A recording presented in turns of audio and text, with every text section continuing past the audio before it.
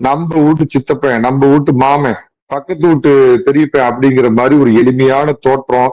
சாதாரண சிலுவம்பாளையங்க கிராமத்துல இருந்து இன்னைக்கு இந்த உச்சபட்ச பதவியை அடைஞ்சு இன்னைக்கு எதிர்கட்சி தலைவரா ஏற்கனவே முதலமைச்சரா இருந்தவரு.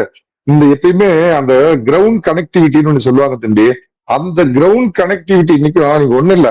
சரி, எடப்பாடி பழனிசாமி கிட்ட வேணும் நாளைக்கு போய் பிரச்சாரத்தில் இருக்கிறப்ப பைக்க நீட்டி அரிசி 1 கிலோ எவ்வளவு அப்படின்னு கேளுங்க, பூண்டு எவ்வளவுன்னு கேளுங்க, மத்த இந்த மளிகை பொருள் எண்ணெய்கள் எல்லாம் கேளுங்க. அவர் அடுத்த நிமிஷம் கடகடன்னு சொல்லுவார். ஏன்னா ஒரு எதிர்கட்சி தலைவரா இருந்தாலும் அவரு வீட்டுல இன்னைக்கு என்ன செலவு, எது எது வாங்கணும் அப்படிங்கிறது தெரிஞ்ச ஒரு சாதாரண சிலுவம்பாளையம் சாதாரண சிறு விவசாயி. நீங்க மரியாதைக்குரிய முதலமைச்சர் ஸ்டாலின் அவர்கள் பூரண கவனம் அடைஞ்சு அவர்கிட்ட கேட்டு பாருங்க. அதை பத்தி எந்த நாலேஜும் இருக்காது. இதுதான் காரணம். அது திரண்ட கூட்டம் அல்ல, திரட்டப்பட்ட கூட்டம்.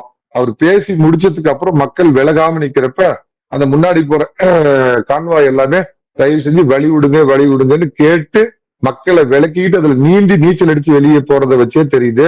இது எப்படி 2011 அதே கோயம்புத்தூர்ல புரட்சி தலைவி அந்த திராவிட மாடல், அன்றைய திராவிட மாடல் அவங்க அப்பா கொடுத்த ஆட்சிக்கு எதிராக ஒரு சூறாவளியை அங்கதான் முதல்ல மையம் கொண்டது. அது மிகப்பெரிய வெற்றியை கொடுத்த மாதிரி அதே கோயம்புத்தூர்ல திரு புரட்சி தமிழர் அவருடைய இது மிகப்பெரிய சூறாவளியா உருவெடுத்திருக்குது. மக்களே சாட்சி, மக்களின் ஆட்சி வருவதற்கு.